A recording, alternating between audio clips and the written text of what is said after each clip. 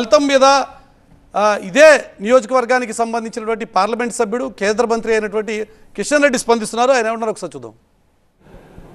ఈసారి ఎలక్షన్స్ వచ్చినాయి కాబట్టి భారతీయ జనతా పార్టీ అక్కడ మా పార్లమెంట్ పరిధిలో వస్తుంది కాబట్టి తప్పనిసరిగా మేము ఒక రాజకీయ పార్టీగా మా కార్యక్రమాన్ని ఎన్నికల్లో పాల్గొని ప్రచారాన్ని చేపట్టాము.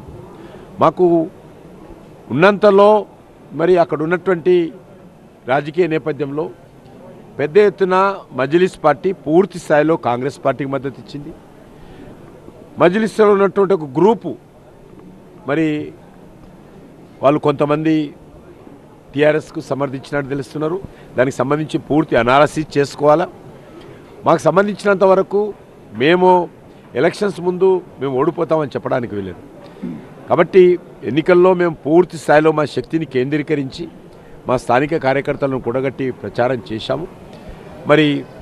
ఫలితాలు అనుకూలంగా ఉండవనేటువంటి విషయము ఈరోజు చర్చ జరుగుతున్నటువంటి నేపథ్యంలో చాలామంది అన్నారు.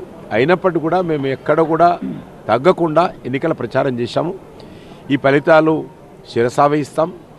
రానున్న రోజుల్లో ఇలాంటి ఫలితాలు ఏవైతున్నాయో దాన్ని మేము దృష్టిని కేంద్రీకరించి వచ్చేటువంటి రోజుల్లో ఏ రకంగా గెలవాలనేటువంటి ఆలోచన చేస్తాం.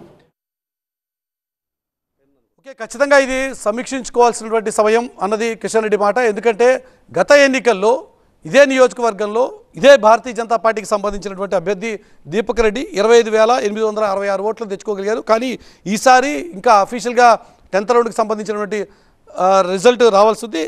16,000 వరకు మాత్రమే కన్ఫైన్ కావాల్సిన పరిస్థితి వచ్చింది. దీన్ని సమీక్షించుకుంటూ ఉంటుంది భారతీయ జనతా పార్టీ నాయకత్వం. ప్రస్తుతం